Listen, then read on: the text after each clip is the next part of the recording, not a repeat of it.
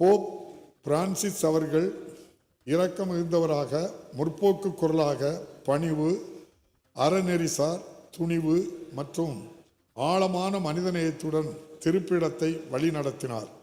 வறியவர் மீதான அர்ப்பணிப்பு, புறக்கணிக்கப்பட்டவர்களுக்கான அரவணைப்பு, நீதி, அமைதி மற்றும் மதங்களுக்கு இடையிலான உரையாடல்களுக்கான அவரது முன்னெடுப்புகள் ஆகியவை கத்தோலிக்க உலகத்தை தாண்டியும் அவருக்கு பெரும் மரியாதையும் பெற்றுத்தந்தன.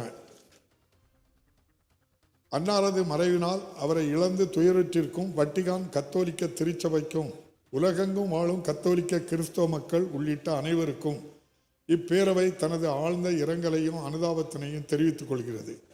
இந்த இரங்கல் தீர்மானத்தை நிறைவேற்றும் முகத்தானும் மறைந்த இப்பெருந்தகைக்கு மரியாதை செலுத்தும் வகையிலும் மாண்புமிகு உறுப்பினர்கள் அனைவரும் எழுந்து நின்று 2 மணித்துளிகள் அமைதி காக்குமாறு கேட்டுக்கொள்கிறேன்.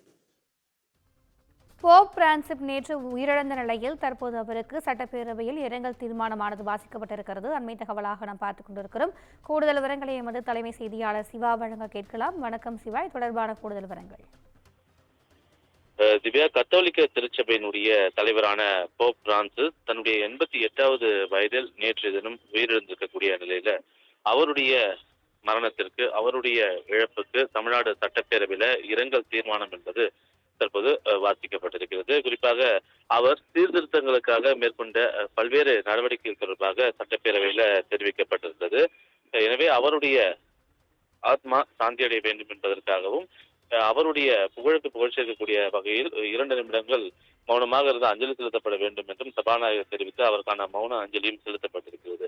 குறிப்பாக கடுமையான ஒரு நுரையீரல் தொற்று காரணமாகவும் நிமோனியா பாதிப்புக்கு உள்ளாகி மருத்துவமனையில் நீண்ட காலமாக சிகிச்சை பெற்று அண்மையில் வீடு திரும்பியிருந்த போப் பிரான்சிஸ் நேற்று திடீரென உடல்நலக்குறைவு காரணமாக உயிரிழந்திருக்கக்கூடிய இந்த செய்தி உலகம் முழுவதும் மிகப்பெரிய அதிர்வுகளை ஏற்படுத்திய நிலையில உலக தலைவர்கள் பலர் தங்களுடைய இரங்கலையும் தெரிவித்திருக்கிறார்கள். தமிழ்நாட்டிலிருந்து முதலமைச்சர், எதிர்க்கட்சி தலைவர் உள்ளிட்ட பல்வேறு தலைவர்களும் தங்களுடைய இரங்கலை தெரிவித்திருக்கிறார்கள். தமிழ்நாடு சட்டப்பேரவையில் அவருடைய மறைவுக்கு புகழ் சேர்க்கக்கூடிய வகையில் இந்த தீர்மானம் இன்று தற்போது நிறைவேற்றப்பட்டிருக்கின்றது. திவ்யா,